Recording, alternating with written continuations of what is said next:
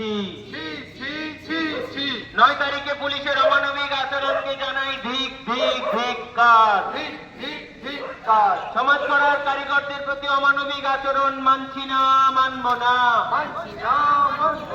শিক্ষকের সম্মান নয়তো কারোর দয়া দান, সমাজ করার কারিগর জুটছে আজ লাঠি চর, মানছি না, মানব না।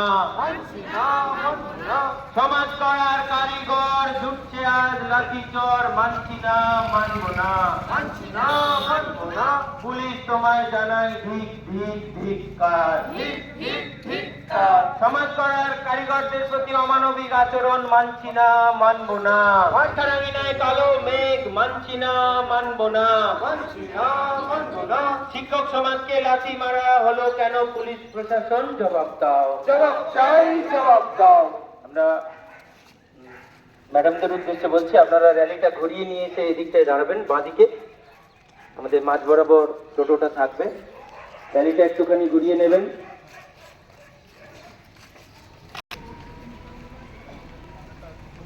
হয়েছে অবশ্যই সেটা বিদ্যালয়ের যে নির্দিষ্ট সময়, সেই সময়ের পরে।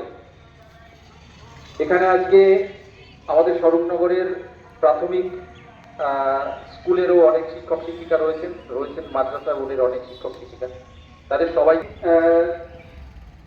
এক না হয়ে আমাদের হয়তো কোনো উপায় ছিল না, কারণ আমরা প্রত্যেকে একটা নিদারুণ সামাজিক অবক্ষয়ের মধ্য দিয়ে যাচ্ছি, একটা সন্ধিক্ষণের মধ্য দিয়ে যাচ্ছি, যেখানে আমরা দেখতে পাচ্ছি যে হয়েছে জীবনে যে শহীদের রক্তের থেকেও নাকি একজন বিদ্যানের, একজন শিক্ষকের কলমের কালির পবিত্রতা বা তার মূল্য অনেক বেশি। বা অনেকে এটাও বলে গেছেন, an investment in education pays the best return। অর্থাৎ শিক্ষাকে যদি আমরা ইনভেস্ট করি তাহলে সেটাই কিন্তু সমাজকে সবচেয়ে বড় রিটার্ন দেয়। তার জন্য আমরা যথেষ্ট চেষ্টা করি আমাদের সন্তান সন্ততিকে ভালো জায়গায় শিক্ষিত করার জন্য, তাদেরকে যাতে আমরা মানুষের মতো মানুষ করতে পারি। সবসময় সেটা চাকরি দিয়ে বা আর্থিক প্রতিপত্তি দিয়ে আমরা বিচার করি না, আমরা শিক্ষক সমাজ অন্তত করি না। এখানে যারা শিক্ষক রয়েছে, আমি মনে করি আমরা প্রত্যেকে এখনো আমরা আমাদের যাদের কাছে আমরা পড়াশোনা করেছি, আমাদের বিদ্যালয়ের সেই দিনগুলোকে আমরা শ্রদ্ধা ভরে স্মরণ করি। আমাদের সেই সকল শিক্ষক শিক্ষিকাগণের কাছে সবসময় আমরা মাথা নত করি এবং তাদেরকে আমরা প্রণাম করি, এই কারণে যে তাদের কাছ থেকে আমরা কিছু শিখেছি। আজ যা কিছু আমরা অ্যাকচুয়ালি তাদের জন্য। কিন্তু আজ আমরা কি দেখছি?